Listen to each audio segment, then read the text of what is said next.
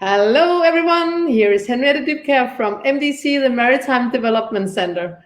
This is one of the last tidbits we are having before having our summer holidays, which will be until August 18th, and we will be back again. But we have been inspired by the Danish television, so we will be doing a lot of replays of all the past tidbits. So you won't miss us. So you won't be able to miss your tidbit for lunch, even though we are having summer holidays.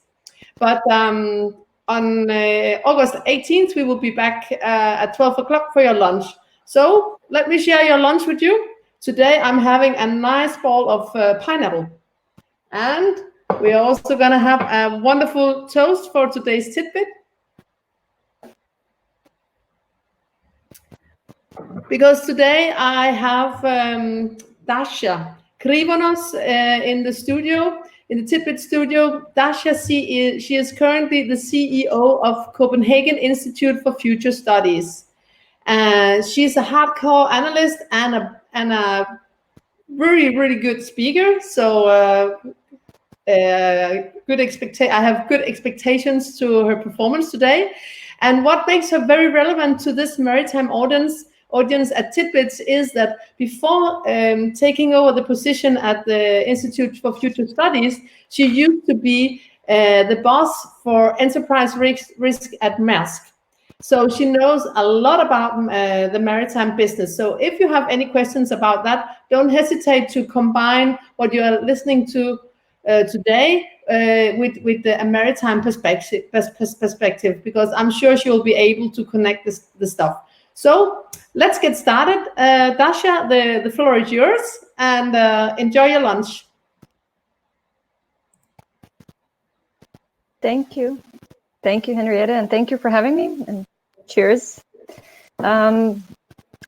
So today we're going to talk a little bit about how to plan in times of uncertainty, and I would argue that during my medium-length career so far, so I spent 10 years with Maersk, and I've been at the Institute for 2 years, I would believe that across the financial crisis, the Occupy Wall Street, etc., and some of the crises we've had over the last 15 years, this may be the biggest and the widest and the deepest. So I think this is a time where a lot of things are actually uncertain. So without further ado, I will just take you through how we work with uncertainties and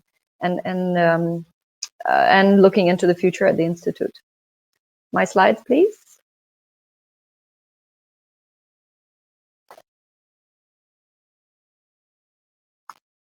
All right, there we go.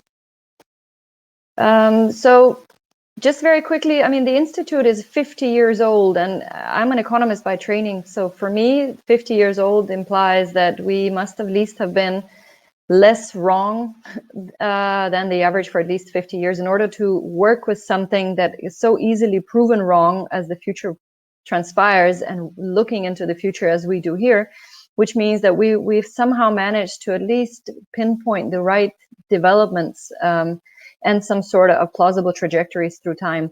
Now, one of the reasons we've been able to do that is also because we don't actually forecast. Often people would come to me and say, well, you know, what does your crystal ball tell you about this?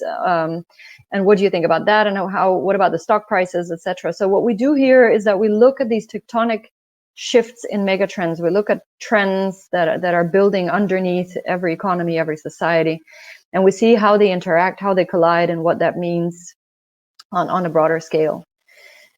So if we want to introduce the megatrends, we have 14. You can have 10, you can have 15. If you Google them, you're going to find almost the same ones, because these are megatrends. These are developments and trends which will be on the move for some 10, 15 years. We can hardly affect them, but they will absolutely affect everything we do and everything around us. So the 14 we work with are here. Given the short time I have, I will not get into all of them, but when we look at why do we have a pandemic, I mean, of course, there's the spurring of the virus, and that's the obvious one. But the reason it's gone from just a disease outbreak to becoming an epidemic and then a pandemic, which means it's gone global, is in particular we have three culprits. If we look within the megatrend universe, so of course, globalization, we travel, we trade, where the world is intertwined. I mean, God knows how much of the virus has traveled on an airplane and then spread locally where it arrived. Economic growth also means that we're closer connected worldwide. So the I mean, I think one simple example would be that in an increase in the middle class, and the growing middle class means that you simply have more travelers. The world is available to everybody. And then, of course, we have the demographic development, which means we live in bigger and bigger cities, we live closer, we interact much more. These are just some of the elements that can propel a local virus outbreak to becoming a global pandemic, locking down the world. Now, they're not they're not all bad. So a few of these, we also argue, have helped us weather the storm so far. So technological development, just the fact that I'm speaking to you on a platform, some of you, I suppose, from across the globe, means that technology has really offered some support in the way we work, the way we interact. The fact that knowledge society is now one of the megatrends we're looking at, that we don't go into a manufacturing facility, and many of us at least don't. Some, of course, still do, and thank God they do. But many of us work from the neck and up. We live in the knowledge society, which means combining that with technology, it allows us to continue to work. Then we have the network society trend, which means that the fact that the way that we've connected on Facebook and other platforms and offered our support to the communities that we live in, etc. I mean, the network society has really lifted a big burden off the governments in these days in helping manage some of the crisis outfalls. Democratization here is not intended as a political movement, but rather the fact that we all have access to many of these things. So technology has undergone democratization. We have access to the same apps, services, etc., which means that information, government strategies, etc., could actually penetrate the societies much faster. And at the same time, we have immaterialization, which means we're less and less connected to physical things, which again makes it easier. So be it the contactless payments, etc., that's just one example. But again, given the fact that the virus spreads through physical interaction with each other and with physical and tangible entities, then immaterialization has helped us weather the storm.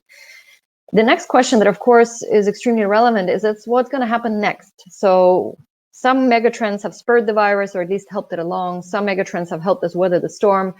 And these are the 14. And the question is then, how do these perform, and what paths are these going to take going forward?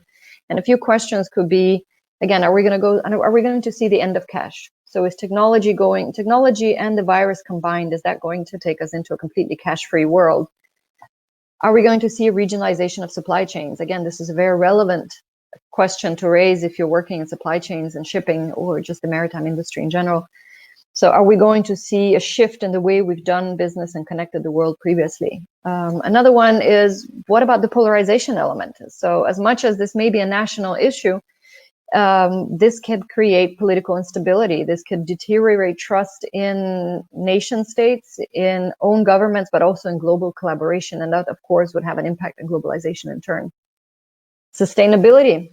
I think most businesses these days have a sustainability agenda. They either part of the Global Compact, or they have a CSR report, or someone who's responsible. So sustainability has been building a momentum for many, many years now, and seems to be making its way into the C-suite meeting rooms. And then suddenly we have a big economic crisis. We have high unemployment. So is sustainability going to lose steam and take a back seat in the wake of the crisis? What about surveillance and data? Are we going to share our data freely, opening up for the risk of surveillance? And how does that square with the democratic rule that we have? And of course, something like focus on health. So what's going to happen with the data that we share for our health services? Are we going to go from sick care to actual health care? Now, mind you, I think in many places it is called a healthcare sector, but yet we only interact with it when we're actually sick. So the irony is that it's actually sick care. And the question is, can we transition into healthcare? Now, the reason I'm mentioning this is because when you work with megatrends and you look at all the things that are moving, it's extremely hard to sometimes dissect what's actually going to be the most important trend to you, or the most important development, or the biggest risk. And at times we simply give up because we simply exclaim that uncertainty is too large, which means we just stick to our plans and we take it as we go. But fact is, what we do here at the Institute is that we support companies or our clients and counterparts in boiling it down to the key uncertainties. So what are the givens that are now uncertain? What assumptions do we forget to revisit in our strategies? because we think that now we've assumed something and the world is just going to play ball and that's how things are going to pan out. But in reality, there are uncertainties and we have no control. Now, just an example from now. So if you are in global supply chains, what's going to happen to globalization? It could go either one of these two ways. And it's quite two distinct polarities, which would change the way we do business, the way we do manufacturing, the way we do investments, and absolutely the way we do shipping and logistics. Is it globalization 2.0? Are we going to go closer together and trade even more? Or are we going to go to regionalization and nearshoring? What about retail? Are we stepping into an online forever world, or are we going to go back to say, oh my God, I miss walking into a physical store? And this would change the world of retail significantly, whether we go to the one extreme or the other. What about European integration? So political stability, rule of law, institutions, how we do business, and of course the economic impact. How is the EU going to come out of this? Is it going to be make my country great again? Is it going to be populist uprise and trying to create jobs within the borders of every country at any cost? Are we going to look at a stronger together across the EU? And of course, the sustainability element that I already discussed. So we're going to look to fix the economy now, and then we can do climate some other time.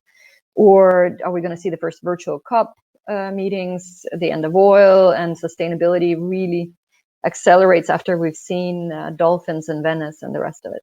Now, I guess these are just some examples, but what I want to try to do today is to help you or to force you to think about what are your key uncertainties, not drivers. Because if drivers are some of them, but then you take your driver and you look at it and you say, what do I believe about it? Are there polarities where it's actually a 50-50? And if so, is it something that's going to have a tremendous effect on me? Because if it is, then it is one of your key uncertainties, and you should try and address it in a resilient manner. You can do it by creating scenarios. That's what we do sometimes. So we do these 2 by 2. We pick 2 key uncertainties and we draw out different worlds. So here is, oil is back. Oil is the new black and it's back, or sustainable future now. That's 2 very different trajectories for the world, and they would transpire differently, whether it's a globalized regime or it's a regionalization and isolationism sentiment that we're seeing. Similarly, for retail, so an online forever retail, what does it mean for the Amazons? What does it mean for the Alibabas, etc.? What does it mean for those who fill the containers with these things that go global? Or is it online forever, national champions, regional champions? We're going to nearshore everything, and we don't need the triple E's, but rather the smaller vessels, etc. And then you can map out your risks and opportunities. So this is about creating plausible narratives and worlds within each and every one of these quadrants. When we look at the COVID-19, I think we read a lot about, is it going to be V recovery or U recovery? And we believe that the dialogue is a little bit sidetracked. So we keep looking at consequences and deeming them to be the key moving factors. And we think that's a misunderstanding, whether it's human nature, whether it's human nature that we grapple for control and we look for dynamics we somehow can relate to, the economy we can relate to, we can do something, we can fix it. Or it's just because that's what matters most to us, but we forget what is actually driving this crisis. And we believe that it's the virus. So it's the government response, it's the citizens' response to the government's response, it's the vaccine outlook, and of course, population density and healthcare systems. Now, the 2 bottom ones, we can't really do anything about in the short term. That leaves us with the upper 3. So this, for us, would be the critical uncertainties of the crisis we're in today. And collapsing the 2 first ones means that the government response and the effectiveness of same is a key driving force. Say, if you have the lockdown and it doesn't work because people don't adhere to it, they don't respect it, well, then you're going to have an overwhelmed healthcare system. You're going to have a force majeure. You may experience what happened in northern Italy and Ecuador, etc. So that's something that is going to handicap an economy and labor market and activity in society in general. At the same time, you can only expect people to be patient and obedient for some time. So what is the vaccine outlook? So we've created these 2 axes. So one of them is, to what extent are the mitigation strategies effective? And the other one is, will there be a vaccine? Oh, sorry, it should say 2022. So is there going to be a vaccine available over the next 2 years? And this gives us something like this. Now, in the upper left, we call it the furious effort and the fast recovery, which means that things are working. The government strategies are working. We're staying home. We're keeping our distance. We can slowly go back to normal, slow reopening. And then we only have to do this for a year and a half or less, hopefully, because there is a vaccine before 2022. Now, the double dip is we call it too loose, you lose, which means we open up too soon. We stop respecting the government strategies. Now, the sun is out in Copenhagen. We can already see the people moving closer. They're having a drink in the sun. So we're relaxing a little bit more, but the virus has not significantly changed, which means before the vaccine arrives, we may have a double dip. Now, in the other corner, we're looking at the painful and long stride because the vaccine is simply nowhere in sight, and that changes our dynamics significantly, even if we escape a state of emergency healthcare crisis. And then in the bottom, we do have the invisible enemy for a long time and a full disintegration. So we call this the nothing works. And if we were then to start talking about consequences, this is where you have your V recovery. This is where you have your W. This is where you have the U, and you have the L. We've often been asked about the axis so the horizontal axis, but I think it's extremely important to remember what it means to get a vaccine so fast. Now, on the left, we have, this is a depiction of the traditional and historic trajectories for creating vaccines. So we're talking about 14 to 16 year period, which would be the normal. We've just said vaccine so many times and discussed it in the media so much that we suddenly believe that it's something that is doable just within the next couple of months. Now, there's a certain leader across the Atlantic who also somehow supports this notion and has led us to have an illusion that this is something that's going to happen very soon. This is what the 2-year outlook looks like compared to that. So this is a historic feat if it does occur, if we do succeed. Now, there are many reasons why it could go be faster this time around, but let's not forget that this is unprecedented development. Now, why we've chosen the 2-year line is also to say that there must be, that's the approximate fatigue that we expect in a society, both in terms of trust, the willingness to share your data and apps, the willingness to support your government. We're going to have several elections in the meantime, etc. So we've set an arbitrary and yet not an arbitrary timeline, saying there's a difference between the 2022 and beyond timeline for a vaccine. And in that, we're, of course, all of these things happen in all of these 4 scenarios now. At some point, if you have an interest, I can share with you the full scenarios in detail, because in every one of them, we assume what's going to happen with politics. We assume what's going to happen in geopolitics, in the economy, in society, in technology, etc. So every one of these 4 worlds addresses these uncertainties and many, many more in far more detail, making sure that we're consistent across.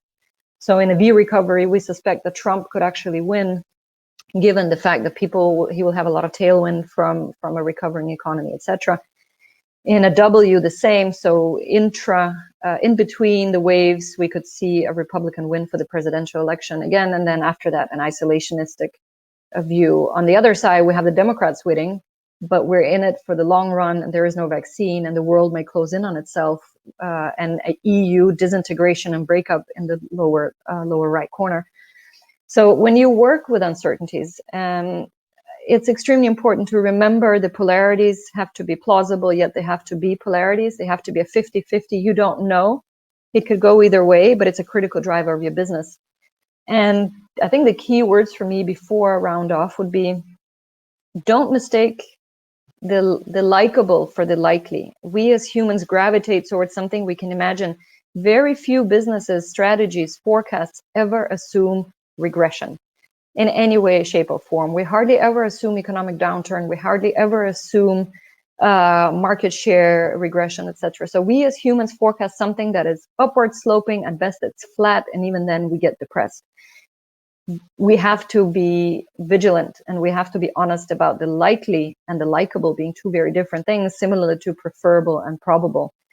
So probabilities are important, but if it's something you know for a fact is probable, then plan for it.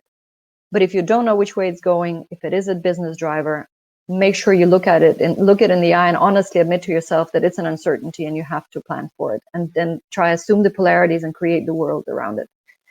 So I think this is a very, very brief introduction to what scenario planning, what uncertainties are, and how you can go about it even in a COVID environment, and what the world may look like on the other side. So what drives your businesses, and what way do you think it could develop, and are you ready for both? I think I will leave you with that. and open up for any questions. Thank you, Dasha. I will just put you up here on the screen. Thank you for a great presentation. So this was indeed some methodology that can be used also in your businesses. Is this a methodology that has been developed by the Institute for Future Studies, or how? What about the scenario planning? Where does it come from? Well, I don't think we can claim to have invented scenario planning, but we use it extensively. And it's just one way of assessing the future, but I think it forces you to acknowledge the actual drivers, admit your vulnerabilities, and then plan for them accordingly. Because we can do many things, but we cannot wish away the megatrends, and we cannot wish for them to collide in a certain way. So sometimes I think the scenarios are a very useful tool in imagining 4 distinctly different futures, and forcing your organization and yourself to imagine what would you do if you're in one of them. Because we often plan towards the one we like the most. And there's usually, 4 is also a simplification. There's continuous amount of trends and scenarios, but this is just 4. So if you're not ready for 4, you're certainly not ready for the future. That's right. We tend to do what we hope to will happen. I was at the Summer Business Networking we held a couple of weeks ago. We had a speaker from Aalborg University called Rikke Christine Nielsen, and she's as an associate professor in paradox leadership. And she explained that the paradox leadership, which is a little bit related to this, is that like Mette Frederiksen, she had to decide whether she wanted to save the economy or save the health of the population. So that was a paradox. And that's the same paradox you also have in your leadership and in your strategy. Can you relate to that? No, absolutely. I think part of it is also being transparent, and especially in a company. So you mentioned the Prime Minister. It is a balancing act, but when you choose a strategy, you're pursuing some sort of goal. And even if you may not share it widely with an organization, you have to be, at least with yourself, you have to be honest as to what that goal is and how far you're willing to go, because the environment around you may be changing. And at some point, it may be either a costly exercise or it may be the wrong goal, and you have to revisit it. But it's extremely important to be clear about what is it you're trying to achieve, because otherwise you have no way of knowing if you're doing the right thing. It's about, it's like being if you're wanting to lose weight, you're either going to be on a diet or you're going to do sports, you're going to do both, but in the end, you're going to have to know what the goal is, and then you can tweak accordingly. Very, very good explanation. This is also why we have addressed this scenario planning in this tidbit today, and we will have this paradox leadership, because what's better than at a huge crisis that we have just been into, that to rethink all your strategy and your leadership and how is your office organized and all these things. It's a perfect moment right now to define where you're heading, because before the pandemic, we were just, going straight ahead on the highway. But I think it has made us think a little bit about where we're going next, because things will not be as they used to be. I believe you agree on that. Sure. I just had a call previous to this where I heard someone from a senior strategy position say, well, you know what, things tend to go back to normal, so this time they will as well. And as an individual, you can have that opinion. I think also the gentleman was right that many things do go back to normal. How many times do we say the world is different after 9/11 or after the financial crisis? And many things do revert to normal. But if you are in a strategy position somewhere, or if you're in a business leadership position, you owe it to yourself to look at what will actually be different. So even if it's just working from home, well, working from home means less office space. Less office space means lower cost. It also means potential damage to the real estate market. Well, guess where your pension is invested? It's likely in the corporate real estate market. Where are you going to live if you commute less? What does it mean for suburban real estate prices there, etc.? So even every single change has a ripple effect. So yes, many things will go back to normal, but telling me that it's all going to go back to normal means you're missing an opportunity to spot the risks or harvest any changes that could go your way. So I think we owe it to ourselves to look at the actual things that will be different, and some will definitely be. I can tell you, after you told me about this with the real estate market, and that the offices would be smaller and therefore our pension would be smaller as well. A couple of hours later, I spoke with one of our members, and he was saying, yes, but we have now decided that all our employees, they should work from home some days. That means that we will have a 20% reduction of our offices. And I was like, hey, it's coming. And that Exactly. was a couple of hours after I spoke with you about the pension matter there. That's very interesting. This is like a little bit like a value chain. Things you don't think that it has anything that you are now working from home. That's very comfortable.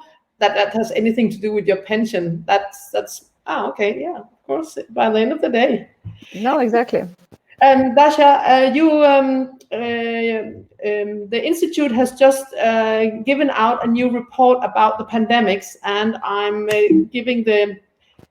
I'm just putting up the link because you have made it available to everyone, because you think it's very important report to everyone to consider. So the link is over here in the chat. So do download it. Will you give a few words about the report, Dasha? What is it about? Why is it useful for people? And why did you give it for free? Usually the reports are by payment if you are a member of the Institute for Future Studies. Well, I think to start with the last question, for one, our entire vision and raison d'etre is for betterment of society. So we felt if there was ever a report we would make fully public, it would be this one, because this is something that is impacting everybody globally. Now, the report itself, it's a series, we do for a year, and so we choose the topics based on what we believe is relevant. And we believe, of course, the pandemic is relevant, but we also try to focus on a historic path of pandemics, what they have meant. So not just what we're seeing now, it's not just a health issue. So the Spanish flu gave us the WHO, etc. So we're looking at pandemics as changes, as catalysts for change in society at large. So again, back to some things will go back to normal, but some things will not. So we take a historic view back, we look at the future of pandemics, we look at what happened today and what does it mean and how could this pan out in terms of ripple effects as well. So we take a historic approach, and yet we look into the future saying this could change things significantly. So it's a series of different articles, so you can read it in bits and pieces as you wish. So and there's also a webinar out there. So we presented the report. I believe the webinar is also public. So I highly recommend it. Also, if you just read here and there and leave it for a while and then take it back up. So it's a very nice retrospect, but also look into the future of pandemics have come to stay and what will they mean for society going forward. It's good reading for the beach. Well, MDC is a member of the Institute for Future Studies, and we get the Scenario magazine and the reports. And I remember the first time I saw these magazines, I thought, well, this will be very nerdy. It might be too difficult for me to understand, but I can really, really highly recommend it. I'm really a huge fan of the Institute and the publications because it gives you so much insight and so much to reflect over. So I can highly recommend all of you to follow the Institute at LinkedIn, and also look to their webpage and see what they have for you. So do give it a chance to read this free report. Well, Dasha, we have come to an end. I think you have delivered a lot of reflections to the people. They didn't have any questions for you, so I can see. No questions. It's either clear or overwhelming. It's usually the two.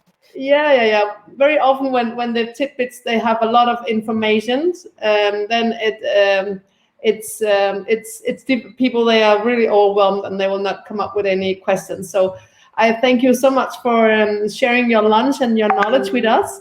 And to all of you, this tidbit will, as all the other tidbits, be made available in a replay version. So we will send you the link afterwards, and we will also put the contact info for Dasha. So if you have some questions to her or the work or how to do a future scenario, please do reach out to Dasha. And I can also highly recommend, of course, to follow the Institute at LinkedIn. I'll put all the links, so you just have to click and go. It will be the easy version.